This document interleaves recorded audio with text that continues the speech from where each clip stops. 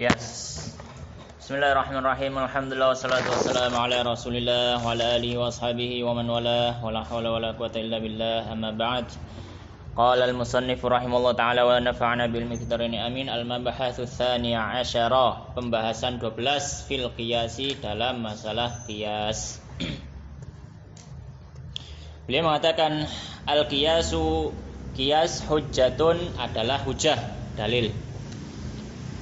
Apa dalilnya? Qala Allah Ta'ala, firman Allah Subhanahu wa Ta'ala, fa'tabiru, maka ambillah pelajaran, ya ulil absari, wahai orang-orang yang memiliki pandangan atau akal. Ulil absar, memiliki pandangan atau memiliki akal. Baik. Al-qiyasu, qiyas lughatan secara bahasa adalah taqdiru syai'i, memperkirakan sesuatu, bi akhara, dengan sesuatu yang lain, liyu'lama, untuk diketahui, al musawatu, kesamaan, bainahuma, di antara keduanya. Taqulu, kamu mengatakan, kalau orang Arab mengatakan qistus sauba, saya mengkiaskan saub, kain, bidzira'i, dengan satuan zira', apa namanya? Apa ngene iki? Sadepo. Ya depo ya. Sadepo. Satu hasta. Dengan satuan hasta gitu, bukan dengan satu hasta. Satuan hasta. Maksudnya saya nek wong Arab ngomong kistu sauba bidzira', maksudnya ya qaddartuhu bihi. Saya ngukur dengan zira', gitu. Wastilahan, dan dalam istilah fikih, qiyas artinya raddul far'i, mengembalikan cabang, ilal asli, kepada asalnya, bi'illatin, dengan illah, ya. Tajma'uhuma, yang mengumpulkan keduanya, mengumpulkan cabang dan mengumpulkan asal, jadi mengumpulkan far' dan asal. Fil hukmi, dalam hukum. Ka qiyasil aruzi, seperti kias beras, alal burri, kepada gandum, fir riba, dalam masalah riba, bijami'it ta'ami, dengan sesuatu atau dengan kesamaan makanan pokok. Jadi ini, yang pertama pembahasannya adalah qiyas. Qiyas itu adalah dalil kalau dalam fikih. Jadi dalil itu ada 4 yang disepakati. Ya, ketika saya mau dalilnya apa? Bisa dalilnya Al-Quran. Dalilnya apa? Bisa dalilnya hadis. Dalilnya apa? Bisa dalilnya ijma'. Dalilnya apa? Bisa dalilnya qiyas. Ya. Jadi 4 ini yang disepakati. Ya, tentu nanti ada dalil-dalil yang lain, tapi mukhtalaf fihi, tapi yang disepakati oleh seluruh ulama ada 4 ini. Nah, secara bahasa qiyas itu adalah mengembalikan suatu far' kepada asal. Apa far' itu?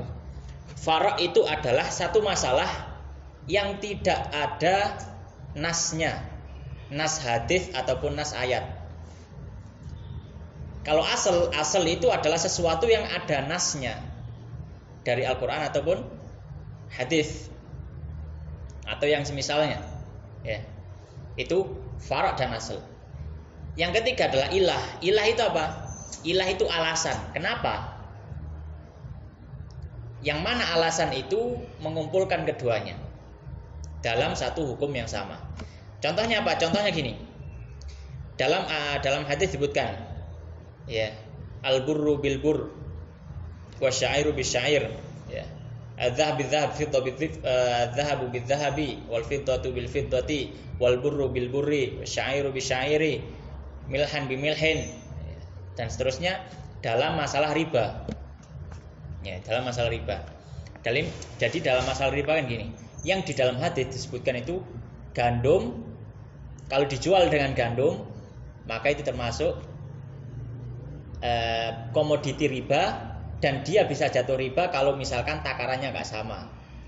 atau misalkan dijual dengan tempo, maksudnya nggak dijual secara langsung di tempat. Di dalam hadis tidak disebutkan beras. Di dalam hadis nggak disebutkan beras. Disebutkan hanya apa? Gandum. Jadi wong nek adol gandum misalkan. Wong nek adol gandum, didol gandum. Ya.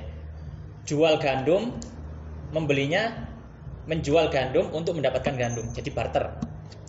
Itu takarannya kudu padha. Gandum sing A 1 kilo, ya misalkan 1 liter, gandum yang didapat juga harus 1 liter. Ya. Kalau nggak gitu riba. Nah, tapi di dalam hadis tidak ada beras. Maka pertanyaannya, kalau beras, apakah boleh kita jual misalkan beras 1 kilo untuk mendapatkan beras 0,5 kilo? Nggak boleh. Kenapa? Nggak ada dalilnya. Di dalam hadis cuma ada gandum. Dalilnya kita katakan dalilnya adalah kias terhadap gandum. Kalau ada pertanyaan lagi, loh, kenapa kok dikiaskan ke gandum? Apa alasannya kok iso dipadakno? Maksudnya gamane kias dipadakno. Kenapa kok beras iso dipadakno ambek gandum? Alasannya apa? Ilahnya, itu namanya ilah. Ilahnya adalah podo-podo makanan pokok. Nah itu. Ya. Sama-sama makanan pokok. Baik. Nah, itu maksudnya di sini.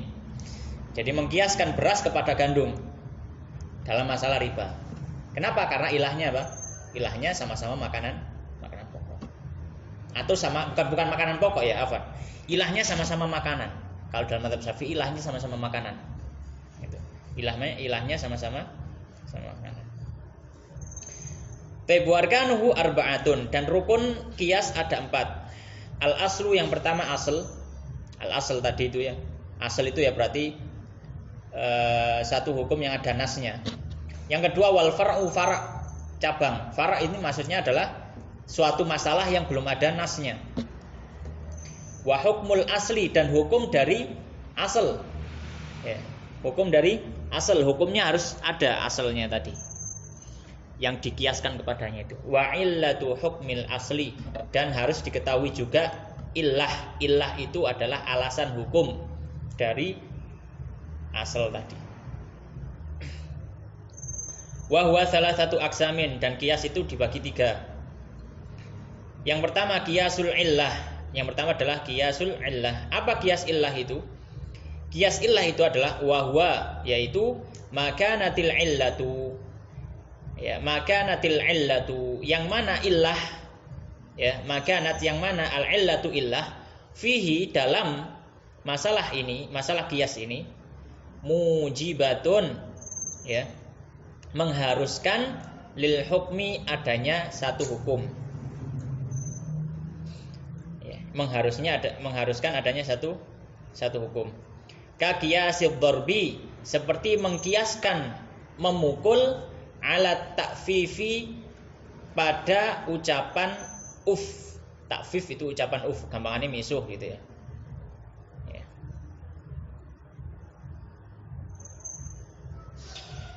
Lil walidaini, kepada 2 orang tua. Fit tahrimi, dalam pengharamannya. Bi'illatil idzai, karena ilatnya adalah idza, memberi sakit atau menyakiti. Ilahnya apa? Idza, sama-sama menyakiti. Wa qala Allah Ta'ala, Allah Subhanahu wa taala berfirman, wala taqul lahuma uffin, dan jangan kamu katakan kepada keduanya uff. Jadi yang pertama ada namanya kias illah. Apa kias illah? Kias illah itu adalah sesuatu yang mana ilahnya itu, kalau ada ilah itu pasti akan memunculkan hukum. Contohnya gini.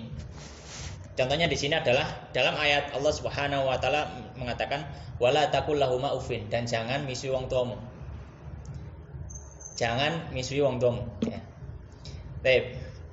Para ulama mengatakan ilah di sini, ilah gak oleh misui. Kenapa? Soalnya ngelarani. Ya, jadi ilahnya adalah ngelarani wong tua. Ilahnya ngelarani wong tua. Baik. Jadi di sini kita punya asal. Asalnya adalah misui wong tua. Ilahnya adalah nglarani atine wong tua. Kias ilah itu selama ada ilah maka hukumnya sama dengan usul asalnya.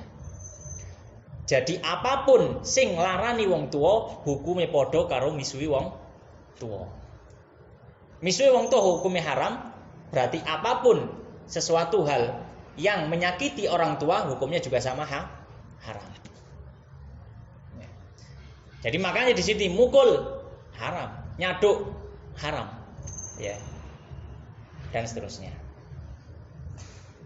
Itu namanya kias illah, yaitu ketika ada illah otomatis hukumnya ada. Yang pertama, yang kedua, wa qiyasud dalalati, kias dalalah. Apa kias dalalah?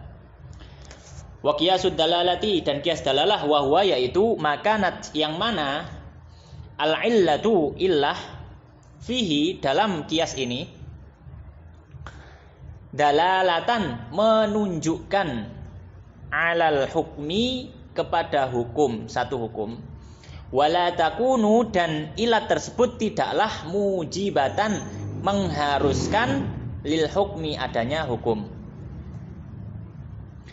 Contohnya kakiyasi malisobi, seperti mengkiaskan harta anak kecil yang belum balik ala malil baligi, kepada anak yang sudah balik atau kepada harta orang yang balik, fi wujubiz zakati, dalam kewajiban zakat, fihi, dalam harta tersebut, bijami'in, dengan ilah, jami' di sini maknanya ilah ya, dengan ilah, annahu, bahwasanya harta tersebut adalah malun tamun, harta sempurna. Wa yajuzu, dan diperbolehkan, an yuqala, untuk dikatakan, la yajibu, tidak wajib, fi mali sabiyyi, pada harta anak kecil yang belum balik, kama qala bihi Abu Hanifah, seperti madhabnya Abu Hanifah, fihi, dalam masalah ini, dalam harta anak kecil tersebut, kiasan, karena dikiaskan, alal haji, kepada haji, fa innahu, maka sesungguhnya, yajibu, wajib, maksudnya sesungguhnya haji tersebut wajib, alal baligi, atas anak balik, wala yajibu, dan tidak wajib, alas sobi, atas anak kecil. Baik. Berikutnya adalah yang kedua, kias dalalah. Kias dalalah itu apa? Kias dalalah itu adalah, kalau tadi yang pertama kias ilah itu, ketika ada ilah otomatis hukumnya keseret. Nggak mungkin nggak.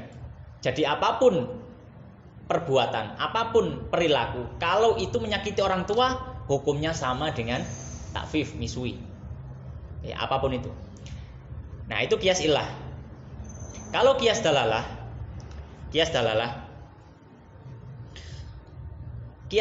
itu adalah kias yang mana ilahnya menunjukkan kepada hukum yang sama, tapi tidak mengharuskan hukumnya sama di semua hal. Tidak mengharuskan hukumnya, ya, terus ya. Jadi contohnya gini, di sini memberikan contoh gini. Ada anak gurung balik, misalkan taruhlah anak orang kaya. Ya, sopo anak orang kaya. Anak orang kaya, ditinggal mati semua keluarganya, dia dapat warisan. Dia belum balik, umurnya masih 4 tahun. Harta itu milik siapa? Anak itu. Kalau dia dapat jatah warisan ya, harta itu milik anak itu. Baik. Ketika sudah berlalu 1 haul, dia kan berarti kan kalau zakat mal kan selama 1 tahun ya, kalau misalkan sampai nisab ya, maka wajib zakat. Itu kan kalau misalkan anaknya balik atau orangnya sudah balik. Nah, sekarang pertanyaannya, bagaimana kalau anak kecil itu? Apakah hartanya juga harus dikeluarkan zakatnya? Ya, karena itu harta ya harta. Duit ya duit, gak ngurusi sing duwe sapa. Ya. Atau tidak dikeluarkan hartanya? Karena juga mandang kepada anak kecil itu. Maka kalau menggunakan kias dalalah, dikatakan bahwasanya harta tersebut wajib dizakati. Kenapa? Karena ilatnya adalah karena harta tersebut adalah harta yang sempurna. Dalam artian harta sempurna itu dia dimiliki oleh anak itu, hartanya juga mencapai nisab, sudah sampai 1 haul, maka wajib mengeluarkan zakat. Wajib mengeluarkan zakat. Baik, wajib mengeluarkan zakat. Nah, tapi di sini pertanyaannya sekarang, kalau misalkan anak punya hartanya sudah sudah banyak ya, sudah banyak. Kan orang kan ada kewajiban haji, ya, kan ada kewajiban untuk melaksanakan haji. Apakah kalau anak kecil itu punya harta yang cukup untuk berangkat haji, misalkan 1 miliar atau apa, apakah anak itu juga wajib untuk pergi haji? Apakah anak itu juga wajib untuk pergi haji dengan alasan karena hartanya sudah mencukupi untuk pergi haji? Tidak, ya kan, tidak. Kenapa? Karena ketika pergi haji yang menjadi kewajiban ada tambahan, yaitu dia harus mukallaf, balik berakal. Maka di sini di satu masalah di zakat dia punya kewajiban atas harta, tapi masalah haji dia nggak punya kewajiban untuk hartanya. Ya. Maka di sini ilahnya itu berlaku untuk zakat tapi tidak berlaku untuk haji. Kayak gitu. Paham ya? Jadi itu menunjukkan apa? Kiasnya menunjukkan kepada satu hukum. Tapi tidak mengharuskan. Kenapa? Karena ilah itu di masalah yang lain juga ada, tapi tidak mengharuskan hukum itu. Ya. Ilah hartanya sempurna tadi sudah dia miliki secara sempurna. Dalam masalah zakat dia wajib zakat, tapi dalam masalah haji dia nggak wajib haji. Ya. Itu namanya kias dalalah. Tapi di sini disebutkan, ya. Adapun mazhab Hanafi mengatakan tidak ada kewajiban anak itu untuk mengeluarkan zakat. Hanya di sini disebutkan. Kenapa? Karena Abu Hanifah memandang zakat ini dikiaskan kepada haji. Ya. Ini arek cilik, duwe akeh, kurung balik, gak wajib haji, maka juga gak wajib zakat. Kayak gitu. Nah, itu khilaf dari para ulama. Dari usul fikih, akhirnya kesimpulan fikihnya juga beda. Baik, yang ketiga wa qiyasus syibah, atau bisa juga qiyasus syabah, ya. Wa qiyasus syibahi, dan qiyas syibah. Syibah itu apa? Kalau diterjemahkan ya apa ya? Qiyas apa ya? Penyerupaan gitu ya, penyerupaan. Baik, wahwa, dan qiyasus syibah itu adalah ilhaqul far'i, ini bukan far'i ya, salah. Ilhaqul far'i, ya.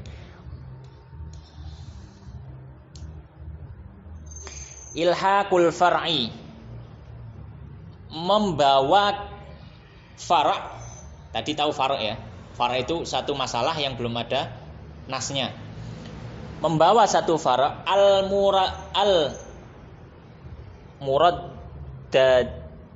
al-muraddad ya. Ilhaqul far'i al-muraddadi, membawa satu far' yang muraddad itu mamang, apa ya, mamang gitu ya. Iya, samar-samar. Bainal aslaini, di antara dua pokok, di antara dua asal. Bi aktsarihima, dengan yang paling banyak dari keduanya, syibahan, keserupaannya. Kama fil abdi, sebagaimana pada budak, al-abd, budak. Idza atlafa, jika merusak harta. Fa innahu, maka sesungguhnya budak itu muraddadun, masih samar-samar, fid dhamani, dalam masalah menanggung harta tadi. bainal insanil hurri, antara disamakan dengan manusia yang bebas, min annahu adamiyun, ya, karena bahwasanya dia adalah seorang adami, manusia. Fayajibu, maka wajib, alaman atlafahu, atas orang yang merusaknya, al-qisasu, kisos, balasan. Wa bainal bahimati, dan antara bahimah itu hewan, min annahu, dari bahwasanya budak itu malun, adalah harta. Fayajibu, maka wajib, alaihi, atas budak tersebut, atau wajib atas atas orang yang merusak tadi, qimatuhu, harganya. Wa huwa bil mali, dan budak itu terhadap harta, aktsaru, lebih banyak, syibahan, keserupaannya, minal hurri, daripada kepada manusia merdeka. Bidalilin, dengan dalil apa? Annahu, bahwasanya budak itu yuba'u, dijual, sedangkan manusia ya nggak dijual, manusia merdeka. Wa yurathu, dan diwariskan, sedangkan manusia merdeka nggak diwariskan. Wa yuqafu, dan bisa diwakafkan.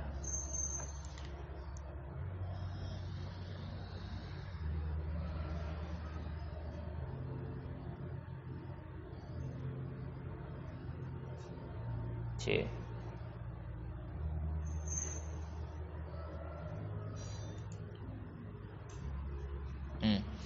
Wa yuqafu, dan diwakafkan. Wa yudmanu, dan ditanggung. Wa ajza'uhu, dan bagian-bagiannya, biman, dengan sesuatu yang nakoso, berkurang, min qimatihi, dari harga budak tersebut. Baik. Sekarang masalah gini.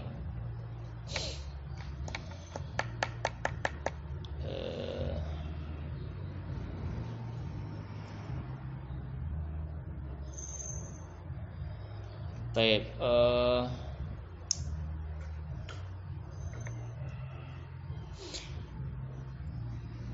Sekarang masalahnya adalah kalau misalnya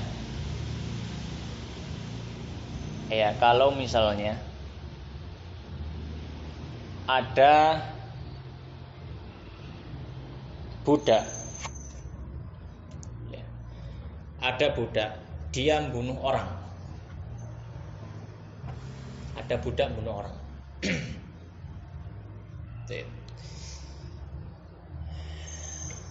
Ketika ada budak membunuh orang, pertanyaannya,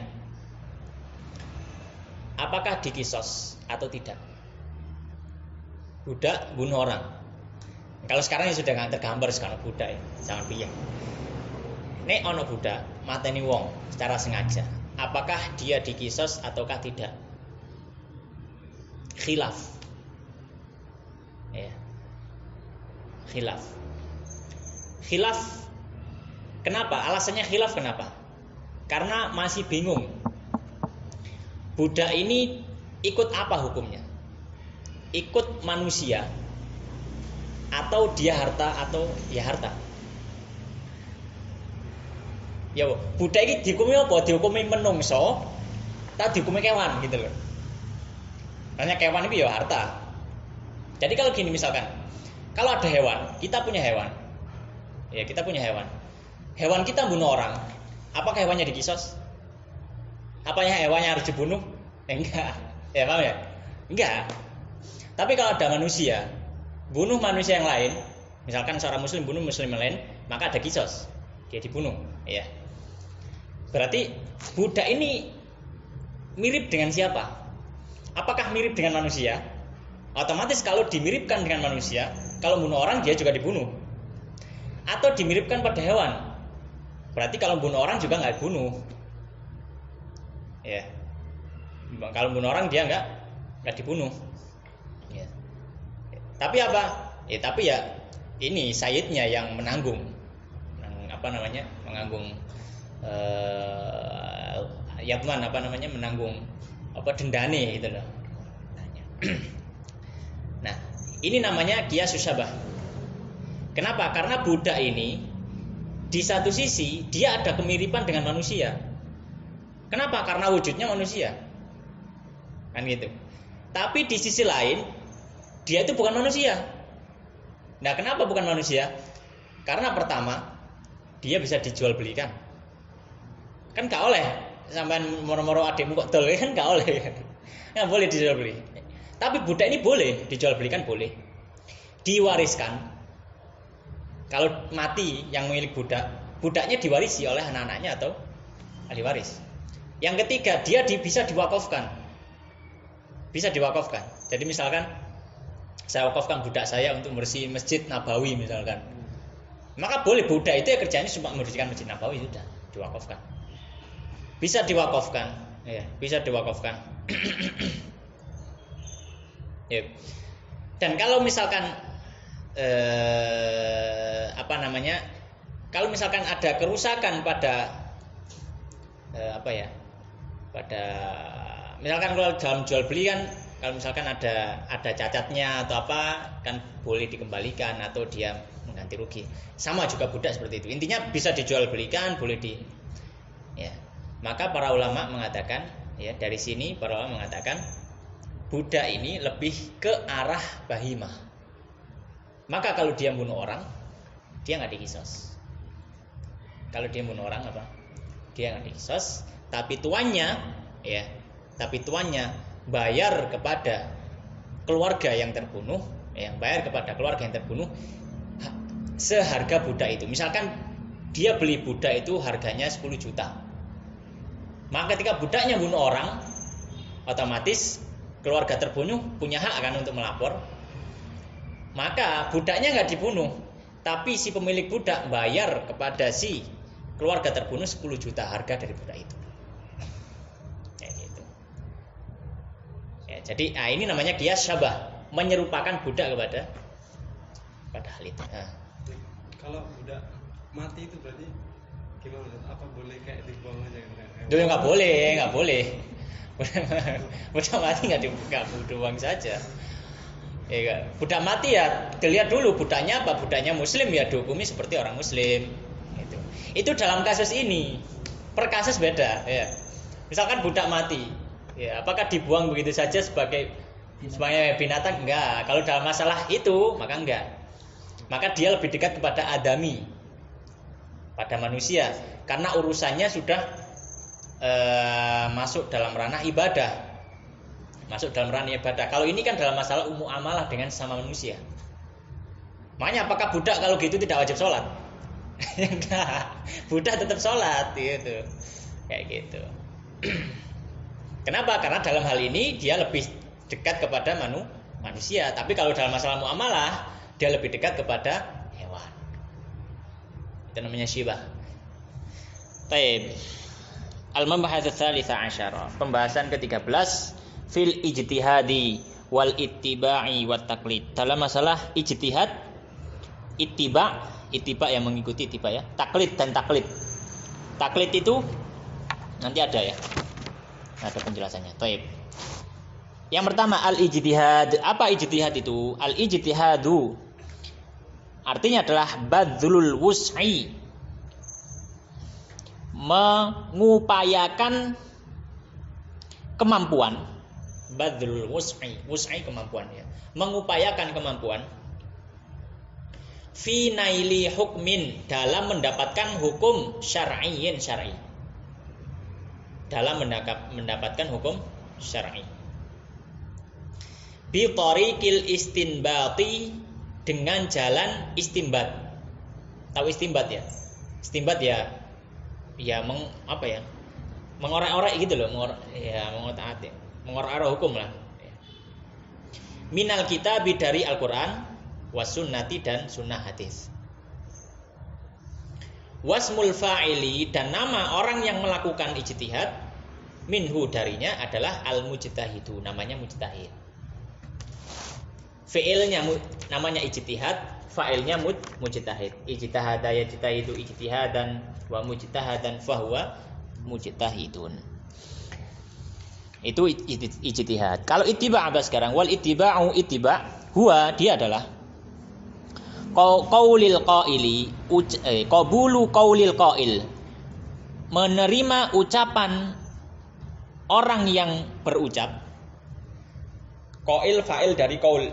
Qala yaqulu qaulan wa ma qaulan fahuwa qailun. Menerima ucapan orang yang berucap. Wa anta tadri, dan kamu tahu, min aina ma'khadhuhu, dari mana mengambilnya, dari mana tempat mengambilnya.